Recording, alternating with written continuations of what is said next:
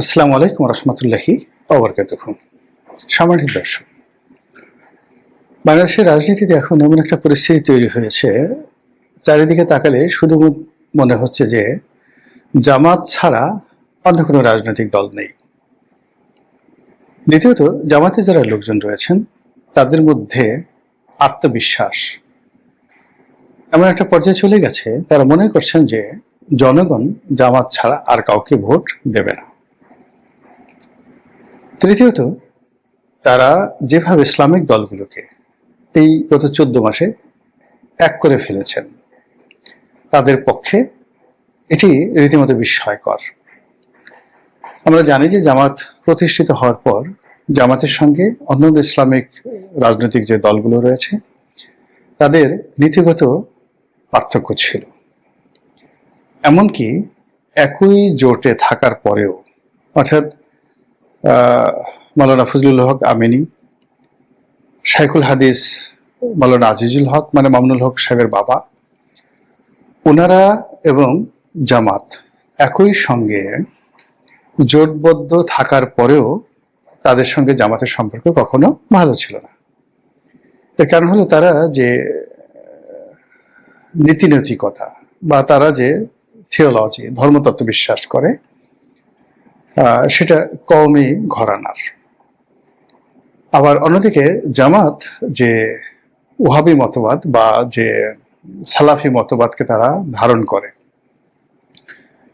সেটাকে মামুনুল হক সাহেবের বাবা বা অন্যান্য যারা ছিলেন বা এখন যারা আছেন তারা এটাকে বাতিল ফেকরা মনে করেন যে এটা ইসলাম বিরুদ্ধ। ফলে পাশাপাশি থাকার সত্ত্বেও তাদের মধ্যে নিদারুণ বাকবিতণ্ডা হতো।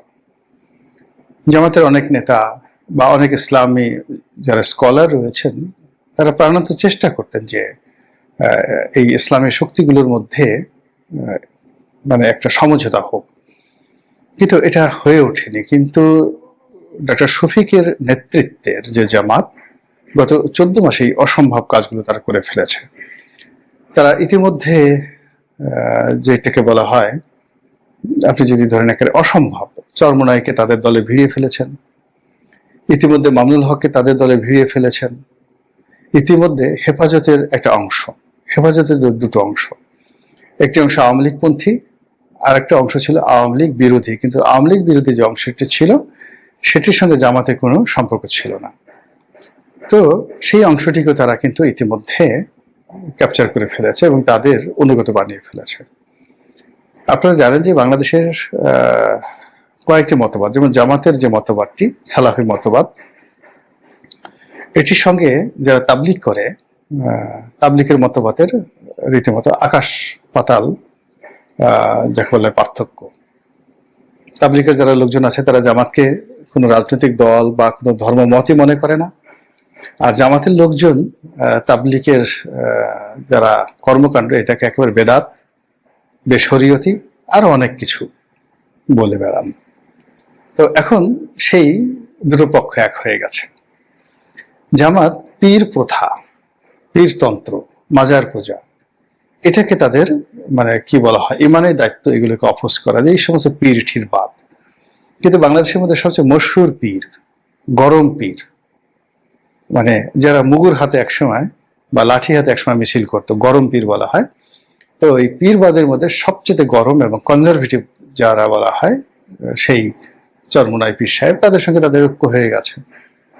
তো যেখানে চরমোনাই পীর সাহেবদের সঙ্গে তাদের ঐক্য হয়ে গেছে, আট্রসের সঙ্গে ঐক্য হওয়া কিংবা ফুলতুলি পীর সাহেবের সঙ্গে ঐক্য হওয়া, তারপরে অন্যান্য যে সকল বড় বড় যাকে বলা হয় পীর আছেন বাংলাদেশে, তাদের সঙ্গে ঐক্য হওয়ার সময়ের বিষয়, এটা এই সময়ের মধ্যে হয়ে গেছে। এর বাইরে অন্য যে সকল গ্রুপ রয়েছে, যেমন আহলে সুন্নাত ওয়াল জামাত, তো আহলে সুন্নাত ওয়াল জামাতের সঙ্গে তারা মানে জামাতের যারা লোকজন, এদের শত্রুতা বলতে গেলে অনাদিকালের, প্রাচীনকালের। কিন্তু আহলে সুন্নাত ওয়াল জামাতের খুব অল্প মানুষই নেতৃত্বের পর্যায়ে এখন জামাতের বিরোধিতা করে। সেটা মবের কারণে হতে পারে, ভয়ের কারণে হতে পারে, অন্য যে কোনো কারণে হতে পারে। এখন আর জামাতকে কাফের বলে গালি দিয়ে আহলে সুন্নাত ওয়াল জামাতের যে মাহফিলগুলোতে উচ্চবাচ্য করা হচ্ছে না।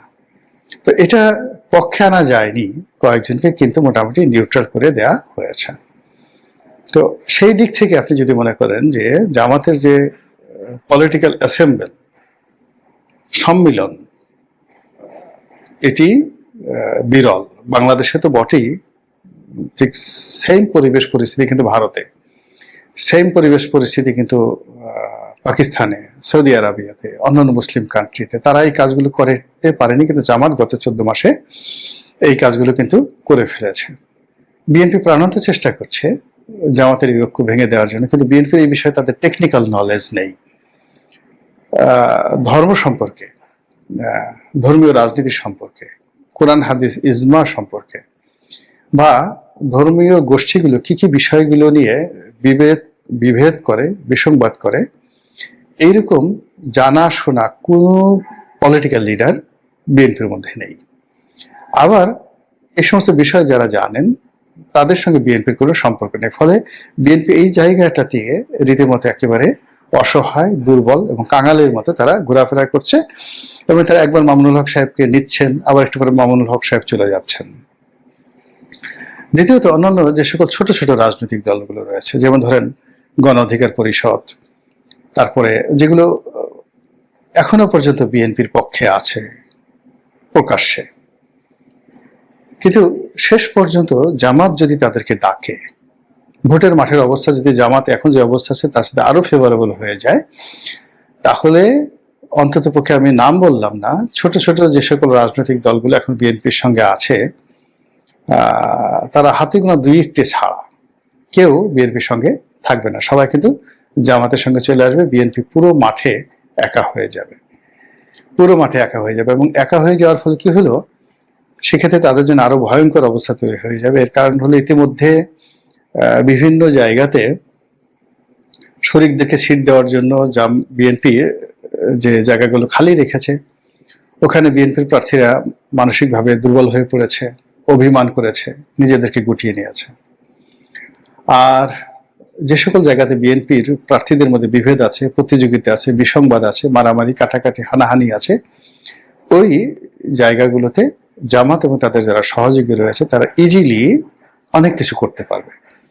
এখানে জামাত, আমার যেটা বিশ্বাস, যে জামাত যেহেতু প্রশাসন অত্যন্ত গুরুত্বপূর্ণ একটা স্টেক হোল্ডার, দ্বিতীয়ত তাদের প্রশিক্ষিত ক্যাডার বাহিনী আছে, তৃতীয়ত তাদের আর অনেক কিছু আছে, মানে যেগুলো শব্দ করে, অনেক কিছু তাদের আছে এই মুহূর্তে, আর অর্থ আছে। তো সেক্ষেত্রে তারা হয়তো সেই শেখ হাসিনার পন্থায় অবলম্বন করবে, বা সালাউদ্দিন কাদের চৌধুরী সাহেবের পন্থা অবলম্বন করবে। আসসালামু আলাইকুম চাচা, আপনি আমাকে ভোট দেবেন? আমরা শুনেছি, এটা সত্য মিথ্যা আল্লাহ মাফ করুক, ভোট দেবেন? হ্যাঁ চাচা, আপনাকে তো ভোট দেবো। তাহলে আর ভোট কেনা যাওয়া দরকার নেই, ভোট আমি পেয়ে গেছি। তো জামাত যদি বলে যে ঠিক আছে, আসসালামু আলাইকুম ভাই সাহেব, কেমন আছেন, আমরা তো চেষ্টা করছি, দেখেন বিএনপি এইভাবে লুটপাট করছে, আওয়ামী লীগ এভাবে লুটপাট করেছে, একদিকে চাঁদাবাজি, এদিকেও চাঁদাবাজি, এদিকেও চাঁদাবাজি, এক জাহেল গেছে, আর এক জাহেল আসছে। তো সাধারণ মানুষ বলবে যে হ্যাঁ হ্যাঁ ঠিকই তো, তো সেক্ষেত্রে আপনার কি একটু জামাতকে ভোট দেওয়া উচিত না? এই নেন একটা কোরআন শরীফ নেন। লোকজন বলবে হ্যাঁ ভালোই তো, ঠিক আছে, অসুবিধা নেই, যাওয়ার দরকার নেই, ভোট আমরা পেয়ে গেছি, মনে মনে বললেন। তো এই যে ভোট পাওয়া, ভোট গ্রহণ করা, রেজাল্ট শিট তৈরি করা এবং ভোট ডিক্লেয়ার করা, এটা যে তাদের জন্য কত সহজ, এবং এটা আওয়ামী লীগ থেকে তারা কত সুন্দরভাবে শিখেছে, এবং আওয়ামী লীগের আরো কত সুন্দরভাবে তারা করতে পারে, ইতিমধ্যে তার মহড়া হয়ে গেছে এবং এটা সফল হয়েছে, পরীক্ষা সফল হয়েছে বিশ্ববিদ্যালয়গুলোতে। কাজেই বিএনপি তখন সেই সময়টাতে আঙুল চুষা ছাড়া আর হাউমা করে কান্নাকাটি ছাড়া, গড়াগড়ি করা ছাড়া আর কোনো উপায় থাকবে না। ফলে এই সম্ভাবনার ক্ষেত্রে জামাত এখন একটা ঐতিহাসিক অবস্থায় রয়েছে। তৃতীয়ত হলো যে বিশ্ব রাজনীতি, বিশ্ব রাজনীতি এখন জামাতের ফেভারে। বিএনপি এখনো পর্যন্ত ভারতের সাথে বন্ধুত্ব করতে পারেনি। জামাতকে যদি আপনি কনজারভেটিভ দল বলেন, জঙ্গি দল বলেন, ইসলামপন্থী দল বলেন, কিন্তু তারপরেও তাদের যে ডিপ্লোমেসি, সেই ডিপ্লোমেসিতে তারা ভারতের বিভিন্ন গ্রুপের সঙ্গে তাদের যে কমিউনিকেশন, সেটা বিএনপি চেয়ে তারা অনেক অনেক অংশে এগিয়ে আছে, গোপনে এবং প্রকাশ্যে, সব দিক থেকে। এরপর আপনি যদি পাকিস্তানের কথা চিন্তা করেন, পাকিস্তান তো জামাত ছাড়া কিছুই বোঝে না। এখানে ডক্টর মোহাম্মদ ইউনূস বলেন, অন্যান্য যা কিছু বলেন, তারা কিন্তু এই যে পাকিস্তানের সাথে যে সম্পর্কগুলো দেখছেন এই মুহূর্তে রাষ্ট্রের, এটা কিন্তু থ্রু অথবা ভাইয়া জামাতের মাধ্যমে।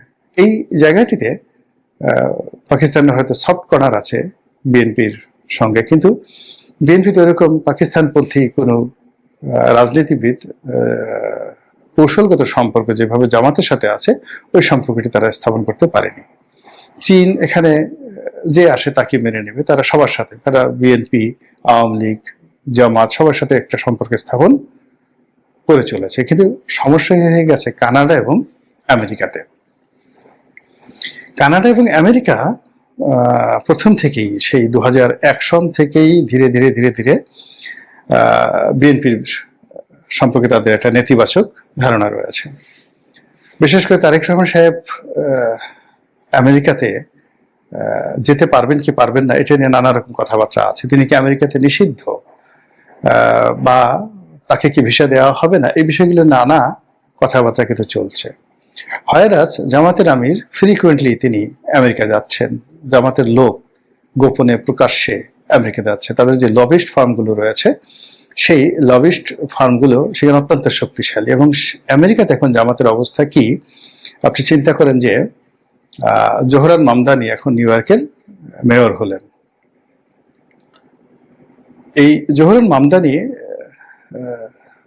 তার যে নির্বাচন, সে নির্বাচনের পরে তিনি এক ভদ্র মহিলার নাম তিনি কৃতজ্ঞতা সহকারে স্মরণ করেছেন, যে তার এই নির্বাচনের পেছনে বাংলাদেশি আন্টি, একজন বাংলাদেশি আন্টি অনেক সাহায্য করেছে, সহযোগিতা করেছেন, কাজেই thank you auntie, thank you aunty.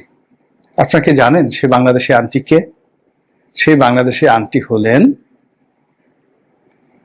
এই মীর কাসিম আলী সাহেবের স্ত্রী, এখন যে ব্যারিস্টার আরমান, তার মা। মীর কাসিম আলী সাহেব যখন স্বাধীনতার পরে প্রথম ছাত্র শিবির হলো, তার সভাপতি আর ছাত্রী সংস্থার প্রধান ছিলেন এই বাংলাদেশি আন্টি মীর কাসিমের স্ত্রী। তো তিনি এখন আমেরিকার রাজনীতিতে নিউ ইয়র্কের মেয়রের গুড বুকে, এবং তাকে নির্বাচিত করার পেছনে যেখানে বাংলাদেশি আন্টি হিসেবে জামাতের মীর কাসিম আলীর স্ত্রী এত গুরুত্বপূর্ণ ভূমিকা পালন করতে পারে, কাজেই আমেরিকাতে জামাত কোন অবস্থায় আছে। আর সেই তুলনায় জামাতের যারা প্রতিপক্ষ এই মুহূর্তে রয়েছে বিএনপি, তারা আমেরিকাতে কোন অবস্থা আছে একটু ভেবে দেখুন তো। ফলে কাজেই আমেরিকা এবং কানাডার যে রাজনীতি, সেই রাজনীতিতে এখন জামাতকে যদি আপনি 100 পয়েন্ট দেন, বিএনপিকে আপনি 5টি পয়েন্ট দেওয়ার মতো অবস্থা বিএনপির সেখানে নেই। এবং মির্জা ফখরুল সাহেব যখন গেলেন ডক্টর মোহাম্মদ ইউনূসের সাথে, তখন তিনি সেটা বুঝে আসছেন। এখন সেই আমেরিকাতে জামাতের যে রমরম অবস্থা, সেটাকে চ্যালেঞ্জ জানাতে পারে কেবলমাত্র আওয়ামী লীগ। আর যেটা বিএনপি সন্দেহ করছে যে আওয়ামী লীগ এবং জামাত তাদের যেখানে যেখানে দরকার তারা একসাথে কাজ করে। যেমন ইংল্যান্ডে গিয়ে দেখেন, ইংল্যান্ডে জামাতের বিরাট সংগঠন রয়েছে, এবং সেখানে বিএনপি নয়, জামাতের ঘনিষ্ঠ বন্ধু হলো আওয়ামী লীগ। সারা বাংলাদেশে যাই থাকুক না কেন, কিন্তু ইংল্যান্ডে জামাতের সাথে আওয়ামী লীগের ঘনিষ্ঠ বন্ধুত্ব রয়েছে। আপনি চিন্তা করেন যে এই যে জামাতের আমির, তার তিনি একটা হাসপাতালের share holder, Sylhet medical college, Oman medical college. এখানে প্রায় 70-80 জন পরিচালক রয়েছেন। এই 70-80 জন পরিচালকের মধ্যে বেশিরভাগই হলো আওয়ামী লীগের লোকজন। তো সেই আওয়ামী লীগের লোকজনের মধ্যে জামাতের আমির তিনিও আছেন, আজকে থেকে নয়, আওয়ামী লীগ জমানা থেকে বা আরো অনেক আগের থেকে। তো বুঝার চেষ্টা করেন যে সিলেটের রাজনীতি এবং সিলেট কেন্দ্রিক লন্ডনের রাজনীতি, এবং ওই যে সিলেট ওমেন্স মেডিকেল কলেজ, ওটার বেশিরভাগ শেয়ার হোল্ডার ইংল্যান্ডে থাকেন। তো কাজী ইংল্যান্ডের আওয়ামী লীগ, এই যে এখন যে সমস্ত লোকজন ইংল্যান্ডে আছেন, গিয়ে দেখেন যে অনেকে জামাতের আশ্রয়ে আছেন, প্রশ্রয়ে আছেন।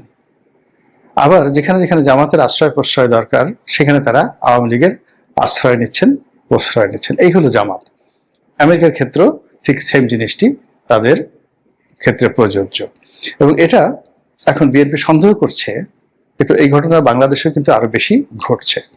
অর্থাৎ আওয়ামী লীগের সঙ্গে বিএনপির একটা শত্রুতা জামাত তৈরি করে দিয়েছে। এবং যত মামলাগুলো হয়েছে, একটা মামলা এনসিপি করেনি, একটা মামলা জামাত করেনি, যত মামলা সব মামলার বাদী বিএনপি যারা লোকজন আছে।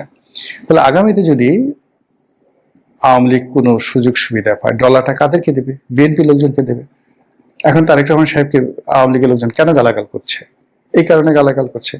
আর জামাত কি করছে? তলে তলে আওয়ামী লীগের লোকদেরকে আশ্রয় দিচ্ছে, তাদের বাড়িতে চাল ডাল আটা ময়দা পাঠায় দিচ্ছে, কোর্ট কাছারি থেকে মামলা মোকদ্দমা থেকে তাদেরকে মুক্তি দিচ্ছে, অনেকে জামিনের ব্যবস্থা করে দিয়েছে। ফলে আপনি গিয়ে দেখেন যে সমস্ত লোকদেরকে গ্রেপ্তার করা হয়েছিল সারা বাংলাদেশে, তার অলমোস্ট নাকি 70% লোক ইতিমধ্যে জামিন পেয়ে গেছে। আর অন্যদিকে যে সমস্ত মানুষ জেলখানাতে আছে তাদেরকে মূলত সরকারকে বোঝানোর জন্য তাদেরকে ধরে আনা হয়েছে। তারা বিএনপিও করে না, জামাতও করে না, আওয়ামী লীগও করে না, তারা সাধারণ জনগণ।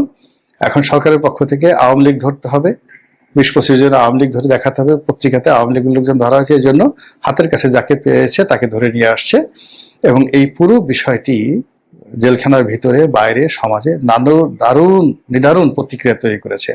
আর সেখানে গিয়ে জামাত সুন্দরভাবে বলছে যে কাজটা আমরা করিনি, ওরা করেছে, ঠিক আছে আমরা জামিনের ব্যবস্থা করছি।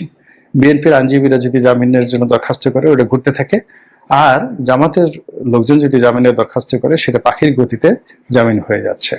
তো এই সব মিলিয়ে আন্তর্জাতিক অঙ্গনে, আমাদের প্রশাসনে, আমাদের ব্যাংক বিমাতে, আমাদের ভোটের ময়দানে এবং বাংলাদেশের সাথে সংশ্লিষ্ট কূটনৈতিক অঙ্গনে জামাত এই মুহূর্তে যে দাপট দেখাচ্ছে বা সবকিছু যেভাবে তাদের ফেভারে রেখেছে, আপনার কাছে কি মনে হয় যে তার সঙ্গে টেক্কা দিয়ে বিএনপি খুব ভালো কিছু করতে পেরেছে?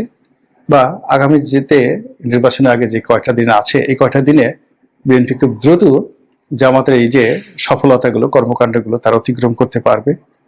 যদি না পারে তাহলে সেক্ষেত্রে ফলাফল কি হতে পারে আশা করি আপনারা সবাই বুঝতে পেরেছেন। আসসালামু আলাইকুম ওয়া রাহমাতুল্লাহি ওয়া বারাকাতুহু।